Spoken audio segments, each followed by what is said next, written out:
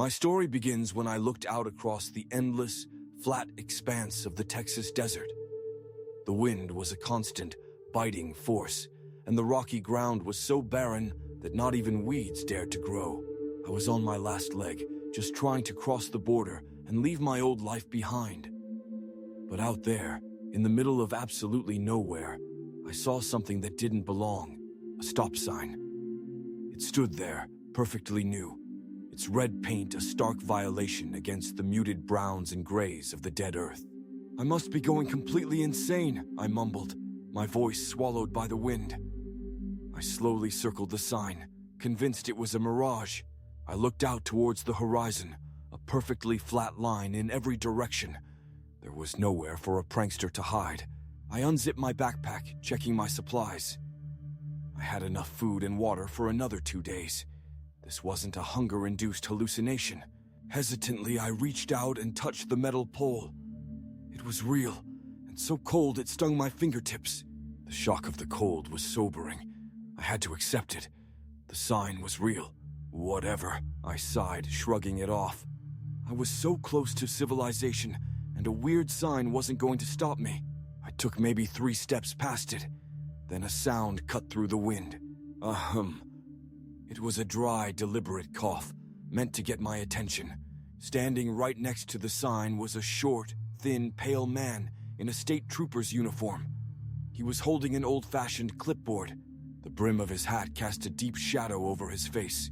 He looked up, and his cold eyes met mine. "How very rude of you, sir," he said, his voice raspy. As he spoke, I noticed his ears were unnaturally long and pointed. "Excuse me?" I stammered, completely baffled. "Apologies won't do you good, sir," the officer replied, his lips pulling back slightly. For a second, I thought I saw tiny, sharp fangs.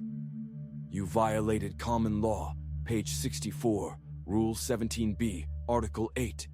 I'm not familiar with that one," I said, my heart starting to pound. "The violation of the procedure for crossing a limited territory," he recited, flipping a page on his clipboard. "A criminal offense, punishable by..." He found the page and looked up, a terrible smile spreading across his face. "A state-decided fine, or a 30-month prison sentence." Saliva dripped from his teeth onto the crisp blue fabric of his uniform. "Which will it be?" I didn't answer. I turned and ran. "Resisting arrest is a violation of law. 4D, Article 13. The voice shrieked behind me, high-pitched and inhuman. I risked a glance over my shoulder. The thing was no longer even pretending to be human. It galloped on broken limbs, a long barbed tongue whipping out from its gaping mouth. The sound of its claws scraping on the rock was deafening. In a panic, I ripped my backpack off and hurled it behind me. It hit the creature square in the face with a wet thud. Freed from the weight, I pushed myself harder, running faster than I ever thought possible. I didn't look back again. "You have to pay the fine!" Its guttural roar echoed, but it was growing more distant. My lungs burned, my legs screamed, but I kept going. I ran until the sounds of pursuit faded completely into the wind. Finally, my body gave out. I collapsed onto the cold, hard ground, and my world went black. Sir, can you hear me?" A gentle voice pulled me back from the darkness. I woke up with a scream, thrashing in a panic. I was in a bed, in a clean white room.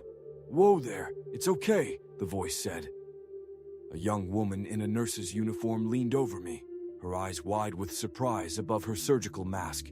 "You're safe now," she continued softly.